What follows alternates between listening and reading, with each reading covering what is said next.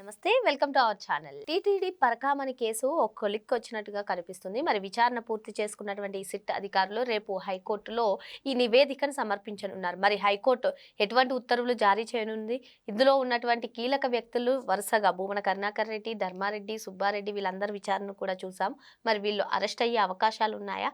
తెలుసుకునే ప్రయత్నం చేద్దాం. దీన్ని విశ్లేషించడానికి మనతో పాటుగా ఉన్నారు ప్రముఖ సోషల్ యాక్టివిస్ట్ శ్రీలీల గారు. నమస్తే మేడం. నమస్తే అమ్మ. టీటీడీ పరకామణి కేసు మనం అందరం కూడా చూసాం మేడం. వీడియో కూడా బయటకు వచ్చినటువంటి ఈ నేపథ్యం తర్వాత లోక్ అదాలత్లో రాజీ కూడా చేసుకున్నారు. మరి మొత్తానికి హైకోర్టు డిసెంబర్ 2 వరకు ఈ కేసు గురించి నివేదిక సమర్పించాలని కోరారు. అదేవిధంగా రవిశంకర్ ఐఎన్ఆర్ నేతృత్వంలో జరిగినటువంటి ఈ పరకామణి కేసుపై నివేదిక కూడా రేపు సమర్పించనున్నారు. మరి ఈ కేసులో రేపు హైకోర్టు ఎటువంటి ఉత్తర్వులు జారీ చేయవచ్చు అంటే భూమన కరుణాకర్ రెడ్డి కానివ్వండి, వైవి సుబ్బారెడ్డి కానివ్వండి, వీళ్ళు చైర్మన్గా ఉన్నప్పుడే ఇటువంటి కార్యక్రమాలు జరిగాయి కాబట్టి వాళ్ళు అరెస్ట్ అయ్యే అవకాశాలు ఉన్నాయా? మరొకటి మనం చూసుకున్నట్లయితే సతీష్ కుమార్ హత్య కూడా అనుమానాస్పదంగా కనిపిస్తుంది. మరి ఏం జరగబోతుందంటారు రేపు? అంటే మొన్నటి వరకు మనం వీడియోలు చూసింది ఏంటంటే ఆ వ్యక్తి ఎవరైతే ఉన్నారో రవికుమారు, ఆయన డాలర్స్ కొట్టేయటం, ఆ తర్వాత చెక్కింగ్ చేయటం, ఆ ఫుటేజెస్ అన్ని మనం చూసాం. సరే కొట్టేశాడు, రికవరీ చేశామంటున్నారు. ఆ రికవరీ ఎలా చేశారో, ఎప్పుడు చేశారో ఎవరికి తెలియదు. ఆ రికవరీ చేసిన అమౌంట్ వాళ్ళు కొట్టేశారా, భగవంతునికి ఇచ్చారా? ఎంత అన్యాయంగా ఉందంటే అసలు వీళ్ళు అక్కడ పరిపాలన సరిగ్గా లేదు, ఇక్కడ భగవంతుని పట్ల భయము భక్తి ఏదీ లేదు. అడ్డగోలుగా ప్రజల సొమ్ము దోచేశారు, భగవంతుని సొమ్ము దోచేశారు. ఇంకా ఏ విధంగా చూడాలి వీళ్ళని, ఇట్లాంటి వ్యక్తుల్ని? సరే ఇదంతా ఒక ఎత్తు అయితే, సతీష్ కుమార్ గారి మర్డర్ ఎంత దారుణంగా అతను చంపి పడేశారు అక్కడ. అంటే మీ పేర్లు రాకుండా ఉండటం కోసం, ఎవరిపైన అనుమానంగా కలగకుండా ఉండటం కోసం చేశారంటే ఈ రోజున ఏదైతే వీళ్ళు చేయకూడదు అనుకుంటున్నారో అదే చేసి ఈ రోజున వీళ్ళు తిప్పలు తెచ్చుకుంటున్నారు. లోక్ అదాలత్లో కూడా ఎందుకు పెట్టారు? అదే కదా ఈ రోజున మళ్ళీ వీళ్ళకి కీలక ఇదయింది మలుపు. ఇది కూడా టర్నింగ్ పాయింట్ దీంట్లో. కాబట్టి ఈ రోజున వీళ్ళని అరెస్ట్ చేసి రిమాండ్ చేస్తే కానీ అసలు విషయాలు బయటికి కక్కరు. ఇంత అడ్డగోలుగా మీకు ఆషామాషిగా ఉందా భగవంతుని సొమ్ము? ప్రజలు ఎంతో భక్తులందరూ కూడా ఎంతో ఆయన మీద ప్రేమతోటి ఆ స్వామివారిని పూజించుకోవాలి, ఆయన కైంకర్యం చేసుకోవాలి, ఆయన అనుగ్రహం మా పైన ఉండాలని కదా స్వామివారికి డాలర్స్ కానివ్వండి, నిలువు దోపిడీ అని చెప్పి మనం ఏదైతే ఒక ఆపద వచ్చినప్పుడు స్వామి నీవే దిక్కు మాకు, ఇదిగో నేను ఈ క్షణాన్ని నా ఒంటి మీద ఉన్న బంగారం అంతా నీకు ఇచ్చేస్తానని చెప్పి వాళ్ళు మొక్కున్నప్పుడు, స్వామివారి వాళ్ళని కరుణతో వాళ్ళని కటాక్షించినప్పుడు వాళ్ళు వెళ్ళి ఆ బంగారం అంతా అక్కడ వేసేస్తారు, తాళిబొట్టుతో సహా వేసేస్తారు. అంత గొప్ప దేవుడు ఆయన. మరి అలాంటి గొప్ప హిందూ సాంప్రదాయానికి, హిందువుల యొక్క గొప్పతనానికి, కలియుగ ప్రత్యక్ష దైవ వెంకటేశ్వర స్వామి దగ్గర వీళ్ళు ఇంత నీచంగా ప్రవర్తించారు. ఈ రోజున 156 పేజీల ఛార్జ్ షీట్ను రేపు దాఖలు చేయబోతున్నారు, అక్కడ ఇవ్వబోతున్నారు సబ్మిట్. మరి అదేవిధంగా ఎవరైతే ఈ ఈఓగా పనిచేసిన సుబ్బారెడ్డి, అటువైపు కరుణాకర్ రెడ్డి, మరి వీళ్ళు ధర్మారెడ్డి, వీళ్ళందరూ ఉన్నారు కదా చైర్మన్లు, ఈఓలుగా చేశారు కదా. ఈఓగా ధర్మారెడ్డి చేసినట్లున్నాడు, చైర్మన్లుగా వాళ్ళిద్దరు చేశారు. మరి వీళ్ళు ఉన్నప్పుడే ఎందుకు ఇవన్నీ జరిగినాయి?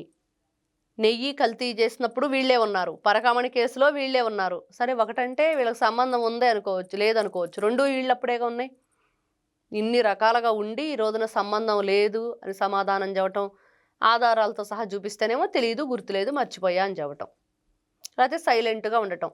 సైలెంట్గా ఉంటే మన పెద్దవాళ్ళు చెప్పేవాళ్ళు మౌనం అర్ధాంగీకారం అని. వీళ్ళ మౌనాన్ని మరి నిజంగానే సగం ఒప్పుకున్నట్లు అనుకోవాలా? మరి అంతే కదా. ఎంత దారుణంగా ఎంతమందిని, దాదాపుగా 53 మందినేమో దీంట్లో ఎంక్వైరీ చేశారు, అందరినీ కూడా కొంతమందిని అరెస్ట్ చేశారు. అయినా వీళ్ళు ఏం చెప్తున్నారు సమాధానం? దాంట్లో ఏమన్నా చెప్తున్నారా? ఇప్పుడు ఆ రవికుమార్ అనే ఆస్తులు కర్ణాటక, తమిళనాడు, ఆంధ్రప్రదేశ్లో వాళ్ళ నుంచి ఆ డాక్యుమెంట్స్ తీసుకోవటం, దానికి సంబంధించి ఎంక్వైరీ జరగటం, ఇవన్నీ జరిగినాయి. మరి వీళ్ళు మాత్రం మాకేమీ తెలియదని చెప్పేసి బిఆర్ నాయుడు గారి మీద పడి ఏడవటమే సరిపోతుంది భూమన కరుణాకర్ రెడ్డికి. నిద్ర లేచిన దగ్గర నుండి ఆయనకి అదే పని.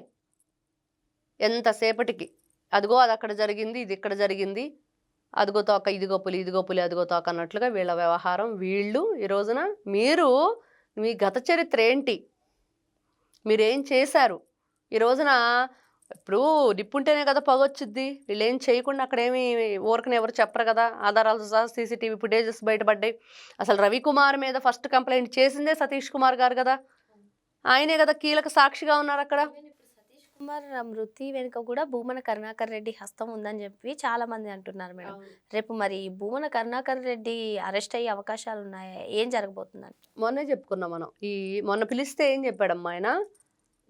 నైలు నది అంటాడు, గడిది గుడ్డు అంటాడు, బందర్ లడ్డు అంటాడు. ఏంటో ఆయన పద్ధతి పాడు ఏమి లేదు. ఆయనకి చెప్పదలుచుకుంటేనేమో అదిగో అక్కడ అది జరుగుతుంది, ఇది జరుగుతుంది అని చెప్పేసి ధర్నాలు అంటాడు, గో వదగాదు వ్యధ అంటాడు, మార్చేసి చెప్తారు. మళ్ళానేమో ఇట్లా అనవసరమైన మాటలన్నీ మాట్లాడి ఆయనే దొరికిపోతాడు. మరి ఈ రోజున చూస్తే సతీష్ కుమార్ గారి మరణం సంభవించిన రోజున ఇతను ప్రెస్ మీట్ పెట్టేసి హడావుడిగా ఇంకేముంది ఆయనది సూసైడ్ చేసుకున్నాడు, కూటమి ప్రభుత్వం పూర్తి బాధ్యత వహించాలని చెప్పావు. ఆయన సూసైడ్ చేసుకున్నాడా నీకెలా తెలుసు అని క్వశ్చన్ చేస్తే ఆన్సర్ లేదు అక్కడ. అనుకున్నావు అంటారు, అదేమంటే అంతేగా, వాళ్ళు అన్నీ అనుకుంటారు అంతే. మన అంబటి రాంబాబు చెప్పలా అనుకున్నాను అట్లాగా, సెట్టింగ్ వేయలేదా లోపలే అనుకున్నానని, అట్లానే వీళ్ళన్నీ అనుకుంటారు. తీరా అసలు నిజాలు బయటపడ్డాక ఏం మాట్లాడాలో తెలియక అబ్బాయి నేను అలా మాట్లాడలేదు, నేను ఎలా మాట్లాడాను అంటాము, సైలెంట్గా ఉండిపోవటం. ఖచ్చితంగా ఈయన అరెస్ట్ చేయాలి రేపు. అరెస్ట్ చేసి ఈ రోజున హిందువుల యొక్క మనోభావాలను దెబ్బతీయటం, స్వామివారి పవిత్రతను దెబ్బతీయటం, చివరికి ఆయన జీవితాన్ని కూడా సర్వనాశనం చేశారు సతీష్ కుమార్ గారి. పాపం ఆయన చనిపోవటం, ఆ పిల్లలు, భార్య, తల్లిదండ్రులు దిక్కులేని వాళ్ళు అయిపోయారు. ఎంత కష్టపడి ఆ అబ్బాయి చదివి అంత స్థాయికి వచ్చాడు. ఎలా మనిషి ప్రాణం తీయబుద్ధి అయింది అంటే వీళ్ళకి భక్తి లేదు, భయం లేదు కాబట్టి దేనికైనా తెగిస్తారు. ఎవరు ఈ రోజున సతీష్ కుమార్ గారి మరణానికి కారణమైన వ్యక్తుల్ని బయటికి తీయాలి. ఏదైతే ఈ రోజున కూటమి ప్రభుత్వం అధికారంలో ఉందో వాళ్ళు పోలీస్ శాఖని ఏ విధంగా వాళ్ళకి న్యాయంగా ధర్మంగా ఉండాలని అన్నీ కూడా హెచ్చరికలు జారీ చేస్తున్నారో, మరి పోలీస్ వ్యవస్థ ఏ విధంగా నడుస్తుంది.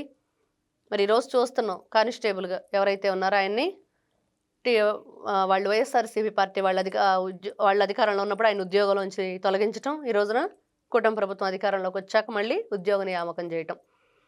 మరి ఇవన్నీ వాళ్ళకి ఆ రోజున అడ్డొచ్చిన వాళ్ళందరినీ తొలగించుకుంటే వెళ్ళిపోయారు, ఎలిమినేట్ చేసేశారు. ఈ రోజున చూస్తూ ఉంటే ఇక్కడ న్యాయంగా ధర్మంగా ప్రజల కోసం వెళ్ళే ప్రభుత్వం వచ్చింది కాబట్టి అందరూ కూడా స్వచ్ఛందంగా మాట్లాడగలుగుతున్నారు, ప్రతి ఒక్కరు వాయిస్ ఇవ్వగలుగుతున్నారు. మనం చూసాము వీళ్ళు ఇంటింటికి తిరిగి ఏదో ప్రోగ్రాం పెట్టింది వైఎస్ఆర్సీపీ పార్టీ.